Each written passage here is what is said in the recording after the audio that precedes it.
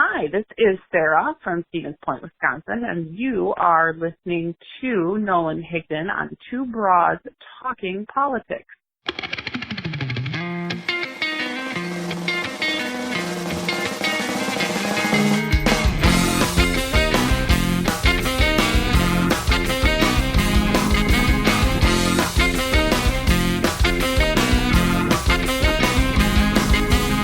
Are you listening? Hey everyone, this is Kelly with Two Broads Talking Politics, and I'm joined today by Nolan Higdon, who is one of the authors of a new book called United States of Distraction. Hi, Nolan. Hey there. Thanks for having me on the show. Yeah, excited to speak with you today. So we can jump into what this book is in a minute, but I wonder if you could start by talking a little bit about yourself, a little introduction to who you are, and then sort of what led to the writing of this book. Absolutely. I'm an author and university lecturer. I teach history and media studies at California State University, East Bay. And I'm also a fellow podcaster. I host the Along the Line podcast. And when Trump was elected, I was given a lot of public talks, me and my co-author Mickey Huff, and the questions always seemed to frame Trump as kind of the focal point of contemporary politics, and we really felt that Trump wasn't the focal point. He's kind of the symptom of about 40 years of policies and 40 years of cultural change in America. And so we wanted to kind of write a book that situated Trump as a outcome of the changes we've had in society, as well as the way we've structured our education and media system, since we both teach in education and media. And so this book was a little bit about kind of how the rise of Trump came to be and the central role that education and media played in his electoral victory. All right, and so this book, it's going to come out on, I believe, the 20th of this month, and it's got an introduction by Ralph Nader, and, it's sort of talking about, as you say, this background, the 40 years leading up to Trump. How did you decide to frame it in this way and talk about the history, but also, it gets into sort of where to go from here? What do we do with this? And so what was your sort of thinking about the overall structure of the book? Yeah, we're big proponents of solutions. We don't like to just sort of critique society and then not offer solutions. So we always try and add solutions to anything we publish. But we saw kind of these like four systematic vulnerabilities that we thought Trump was exploiting. And we were familiar with these vulnerabilities because we had paid attention to media and education, quite frankly, sort of predicted that these things could happen. And those four vulnerabilities were, one was a very sensationalistic entertainment culture where we value things based on how entertaining they are. The second was a hyper-partisan culture where now we decide things based on people's political party affiliation rather than kind of the facts they have to support their argument. Third vulnerability we saw were this fragmented media society, that the wonderful side of contemporary media is it allows us to customize what we watch, see, and hear.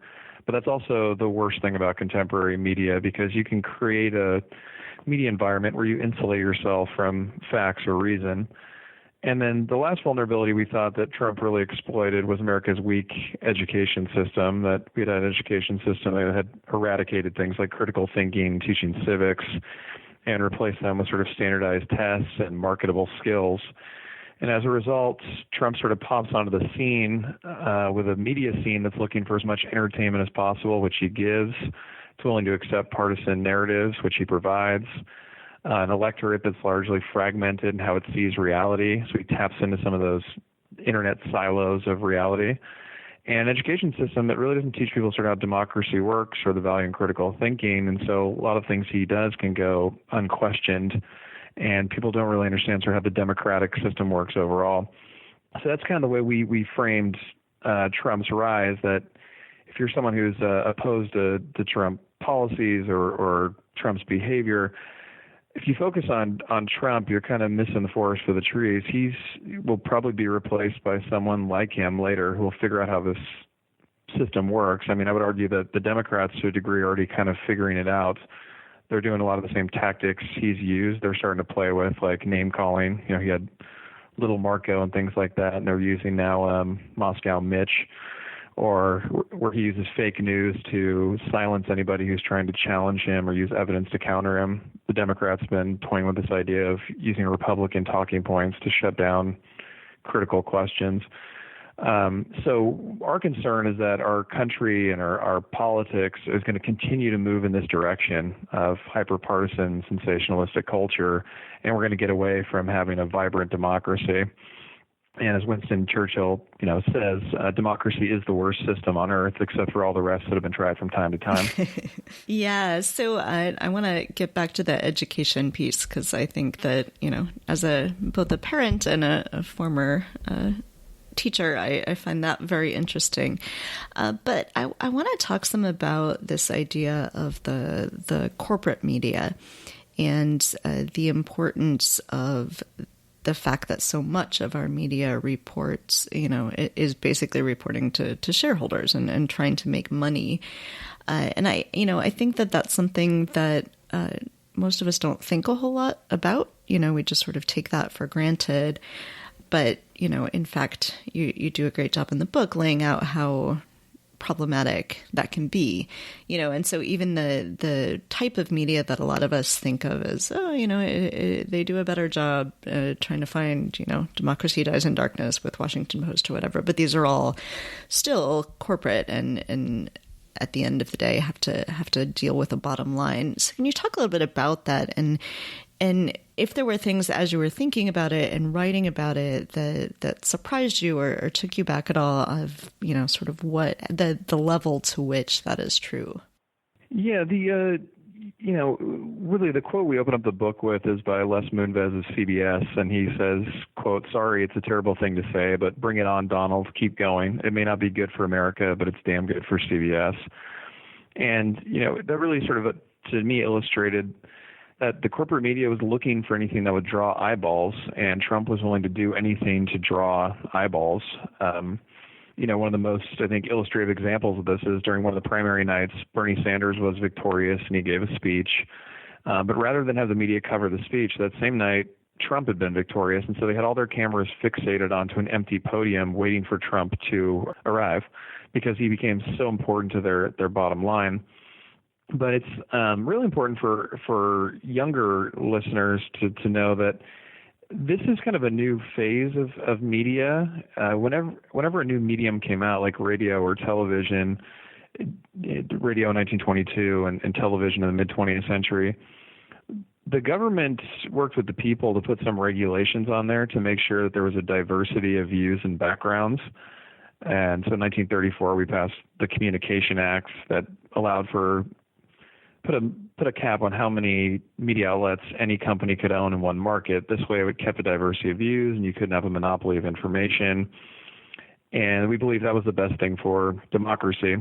When television emerged, the Fairness Doctrine had been established by that point, and the Fairness Doctrine said that if I say something on my program, I have to pay for someone else to come on the program to give a counter view or to challenge what I said. That way we make sure people are held accountable. Well, starting in the 1980s and 90s, we got rid of those protections, and we went from 50 corporations controlling media in the 1980s down to 6, and there are currently merger proposals to get us down to 4. And when I say media, I mean everything: radio, television, newspapers. And with the Fairness Doctrine being gone, you can say really whatever you want. You're not accountable. It's no coincidence that the year the Fairness Doctrine disappears, Rush Limbaugh takes to the airwaves, for example.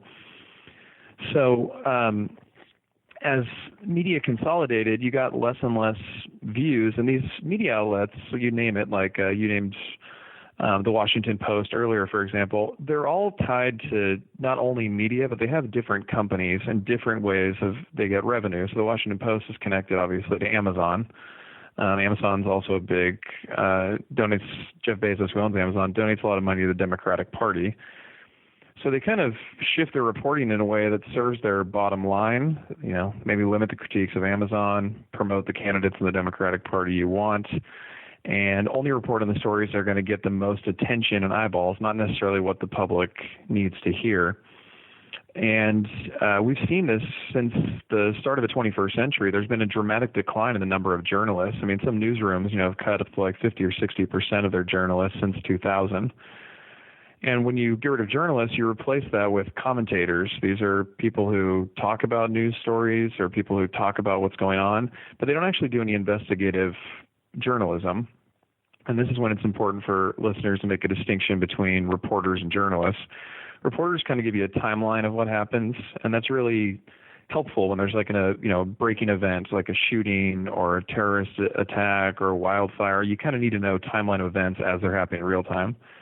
But journalists, they're different. They go behind the scenes. They try and collect evidence and vet sources to find out, why did it happen? Why did the fire occur? Why was it allowed to expand? Who's at fault? What can we do about it? Well, we've lost those journalists, and now we have a lot of reporters and opinion editorial folks who just kind of give their opinions and views.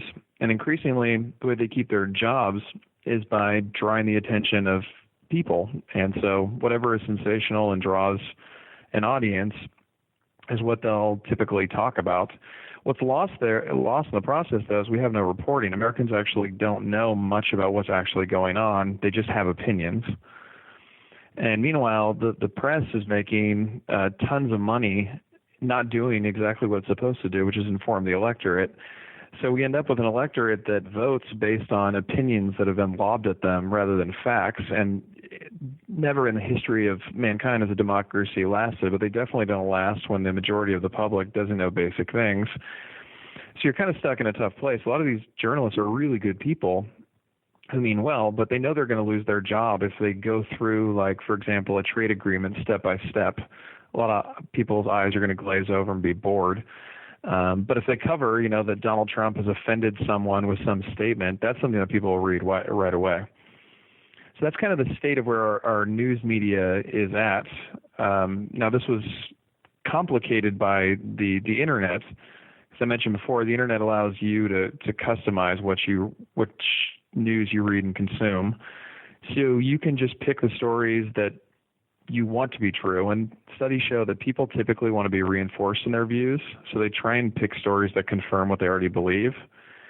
And a lot of the companies like Google and Facebook and Twitter have figured this out because their economic model is to keep you on their platform and to keep you giving them your data by searching and reading. And the way they do that is by giving you content that confirms your beliefs because you're more likely to click on it.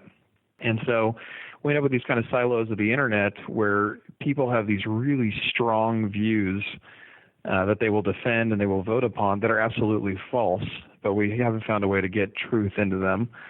So that's kind of the media component of what we looked at, and we thought Trump kind of brilliantly tapped into those internet, silos, where even politicians who disliked Barack Obama would generally never entertain the idea that he was a Muslim or that he was born outside of the United States.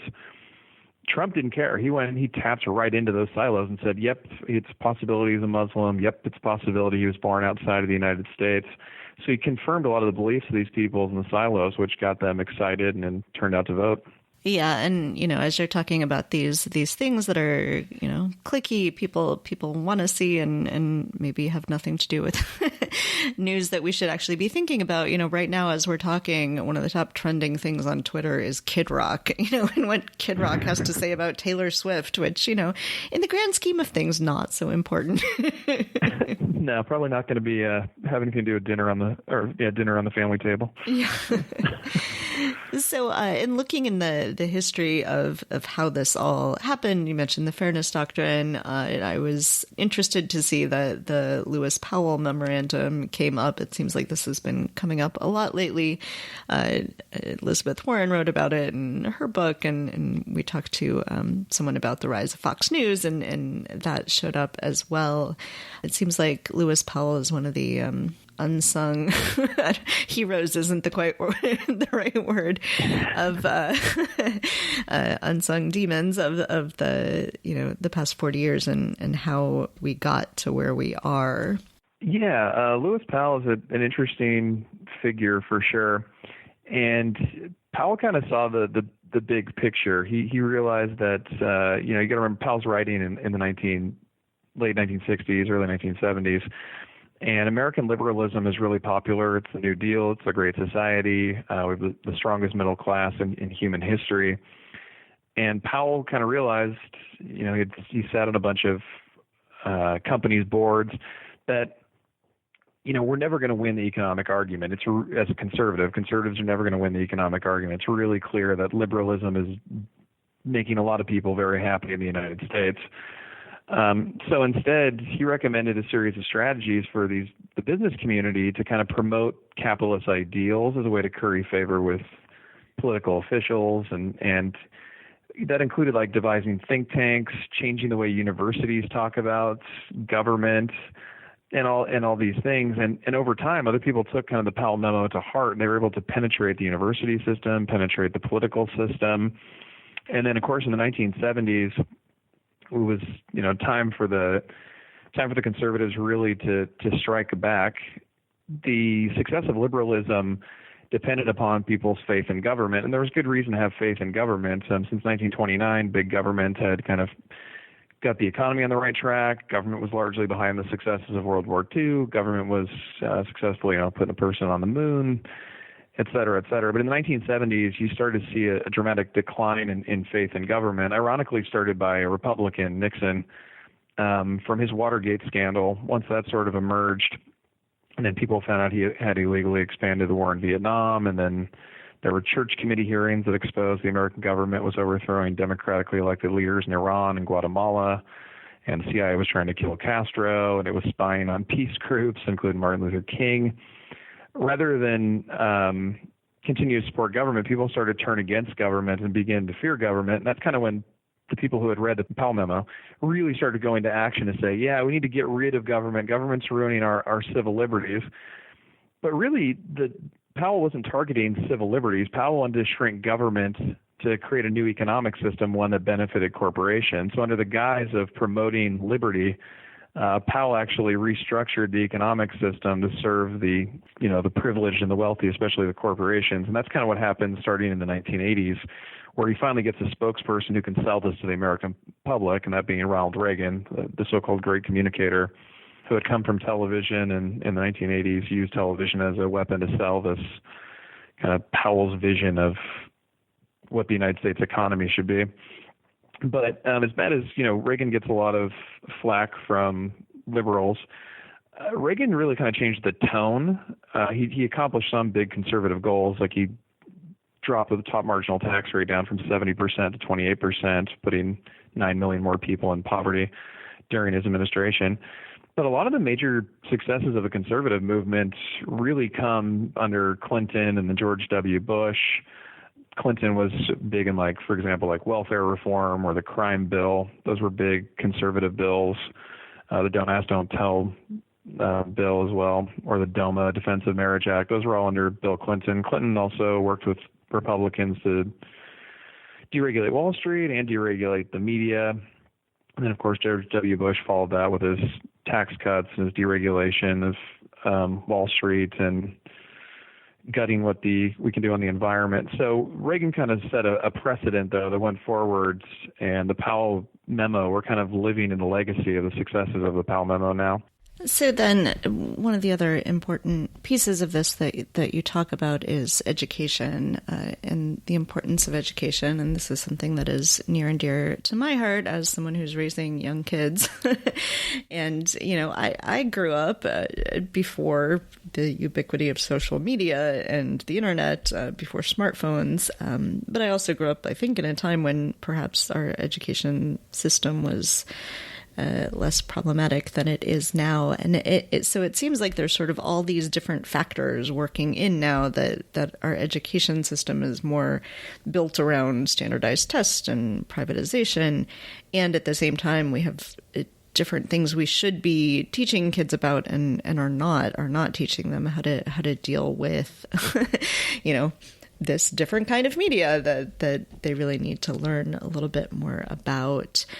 Sort of go into that a little more, what you saw in terms of education and the problems with education, but that also seems like a place where we could make great strides and start to make things a little bit better.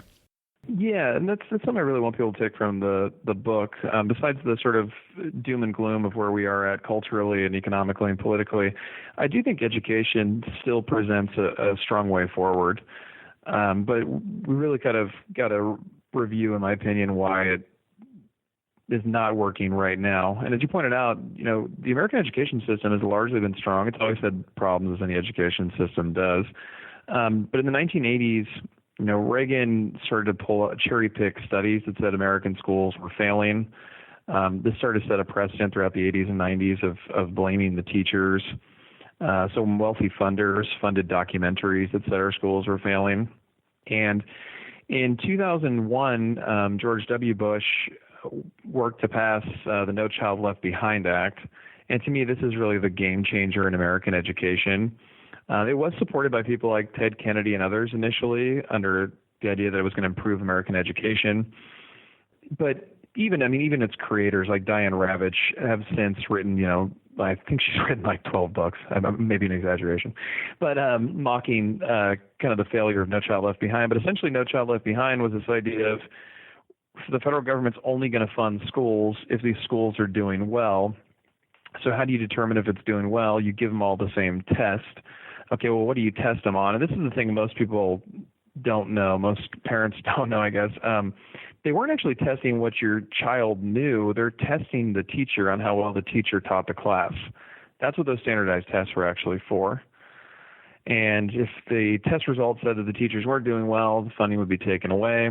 And in true sort of conservative fashion, if the public institution's failing, you take the money away from them. If they don't have money, then they have to go become a private school, which has a whole different set of standards and things like that.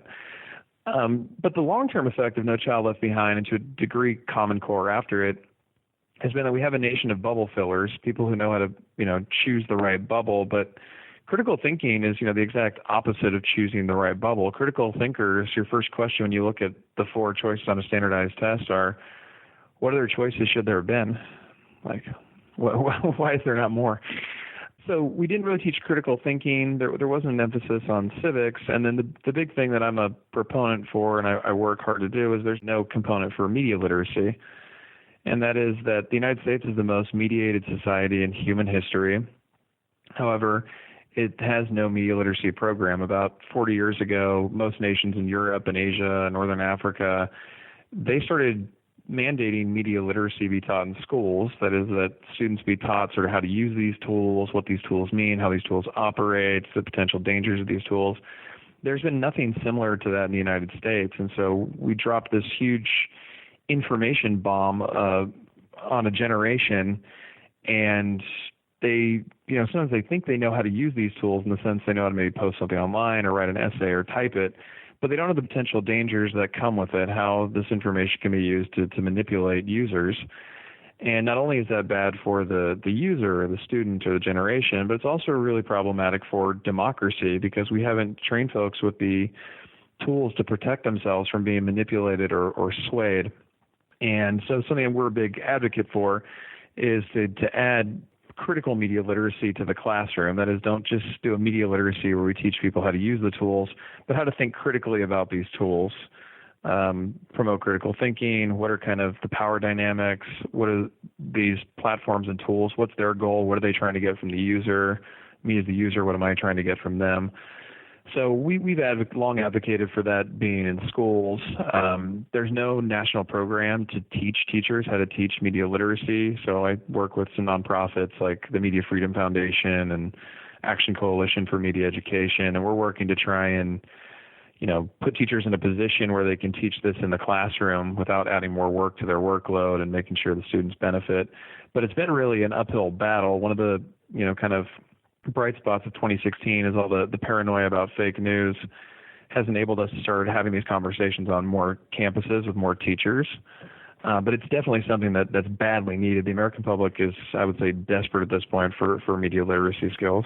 Yeah, and certainly not just kids, not just students, but all of us could really use some more of these skills. I remember when I was a teaching assistant in grad school, and this was 20 years ago at this point. One of my colleagues got a teaching evaluation. We were teaching religious history. The evaluation said, too much focus on critical thinking. Well, I'm not sure why you think you're in college. I know how long for those days, for sure. Yeah, to your point, too, about everybody needing, yes, everyone needs media literacy skills. I know the sort of anecdotal comment now is that, these young people are sharing fake news online. From the early data we have, it's actually older people who share fake news online more often. Also, in 2016, Yochai Benkler and his colleagues at Harvard, pointed out that there's no real evidence to show that fake news online swayed the 2016 election. If anything, there's more evidence that television news was more influential than online. That may not be the case in 2020, but at least in 2016, that's what the early evidence is showing us. Do you think that, we talk about media fragmentation and what's happening, but do you think that to a certain extent, the decline of newspapers and the decline of television as an important medium and, the rise of things like Twitter, is that going to be a positive step because less of that is sort of corporately controlled, or is it negative because there's less sort of editorial oversight, or do we just not know yet? Well, I don't think we know yet. I mean, I think that is kind of the big question that you're asking there, because we have to be fair. Even when we had this diversity of views and we had gatekeepers, they were able to come up with kind of a homogenous view of Vietnam and allow that war to go on for way too long and lie to the public about it. So we don't want to just pine for the old days of sort of these diversity of views and journalism. I do think that, it's kind of works both ways. I think audiences need to become more media literate, develop critical thinking skills, seek out actual journalism, and learn what journalists do. So audiences, I think, need to do those things. Most people have no problem criticizing journalism or news, but don't actually know what journalists do. Conversely, I do think journalists need to really work to use these tools to see where they want this profession to go. Because if they think it's going to go back to the newspaper days, I'm thinking that's highly unlikely. So how can they use these sort of new tools and new communication technologies to make sure that the truth rises above falsehood? That's going to be the critical question facing that field. And whether or not they're able to accomplish that is, again, it's going to be work from both sides. Audiences are going to have to appreciate and value news, and journalists are going to have to give the audience something to celebrate, something to value. I think it is possible. I think people are really hungry right now. At least when I go around the country, I'm always kind of surprised at people of all age groups and educational backgrounds. They really do want to know what's going on, and that's the question I seem to always get is where do you get your news? Because everyone wants to find this information. So how journalists just need to find a way, I think, to package that, send it to audiences, and it may just be a new iteration of news in America. Clearly, everyone should get their news from podcasts. Yes, absolutely. Podcasts are not bad. No. It depends. Of course, some podcasts are still going to be corporately controlled, and there's always the problem of access journalism. But it does seem like that we can maybe cut through some of it with podcasts, especially ones like ours that don't make any money. Yeah, podcasts are a great way to go through the content and have these sort of discussions. I mean, again, podcasts are a good example of what I'm talking about with this hunger that people have for information. People sit down and listen to these podcasts just to hear people discuss ideas and discuss these facts. So the demand, I think, is out there. It's now kind of a pendulum on journalists to figure out a way to get the content out there. Is there anything else that you would like to make sure that we talk about today? Well, I just think that I would say kind of optimistically that I hope people do hunt out journalists. I think one of the mistakes we often make is we kind of look at it in terms of outlets, right, where people say, Fox News is garbage, I read the New York Times, or people say the New York Times is garbage, I read the Wall Street Journal, whatever. I would encourage people not to look at the outlet, to look at the individual journalists. So just kind of seek out some journalists who have a long record of being correct, of doing journalism or respectful of their colleagues. And those are the people I sort of try and follow to kind of gauge what they're doing, maybe like a Matt Taibbi or Jeremy Scahill or Abby Martin, some of these younger folks who are out there right now doing some investigative journalism work. That stuff can be really helpful to cut through what's going on in media. I would also encourage people to kind of learn about journalism, like what is a journalist, what do they do, what are their ethics, standards, expectations, because that way you can measure their effectiveness. If you know what journalists do, when you encounter a certain piece of content, you can kind of determine whether or not it is journalistic content. And then other than that, I would just lastly kind of say that there's a lot of great content out there about spotting information. So when you read a piece of content or maybe watch a video of news, I would recommend that before you share it, just sit and think about it. Like, think about the accuracy of it, what it means, think about what you're going to write. Social media, really, the goal of those outlets is to push you to react right away. When we react right away, we don't think. So maybe if you read it, you sit back, think about it, you may find out you don't even want to post it. Maybe you're not sure it's true and things like that. And that can be a big help in kind of getting a lot of this fake news or false content off our screens. I remember reading a piece recently that said that Twitter should have like a pause button. Like you post something and it forces you to go back like 5 minutes later and, push it again and say, yes, I really did want to post that. That's so true. I always tell my students, when they want to write an email or something, I say, if you want to write an angry email, like just type out every single word you want to say, every horrible thing, and then just close your laptop, go to bed, and wake up and see if you actually want to hit send. Take that time to think about it. Yes. Wise news, perhaps, for the president on Twitter as well. Absolutely, yes. And Donald can take that tip. That'd be wonderful. All right. And how can people purchase your book? Oh, for sure. They can get a copy at projectcensored.org or citylights.com. You can get copies there. And then you can always find me on Twitter. I'm at Nolan_Higdon if you want to reach out to me there as well. All right. Excellent. We'll put some links on our website for those as well. Well, Nolan, thank you so much for talking to me today. This was a really great conversation. And, I think all of us need to be a little more mindful of what we're reading and how we evaluate it and thinking about it. And yeah, just closing the laptop every once in a while and waiting before we post something quickly. All right. Thank you very much. You guys have an awesome podcast. I love to listen. So great to be on. All right. Thank you. Thanks for listening to Two Broads Talking Politics. Our theme song is called Are You Listening? Off of the album Elephant Shaped Trees by the band Immunuri, and we're using it with permission of the band. Our logo and other original artwork is by Matthew Weflin and was created for use by this podcast.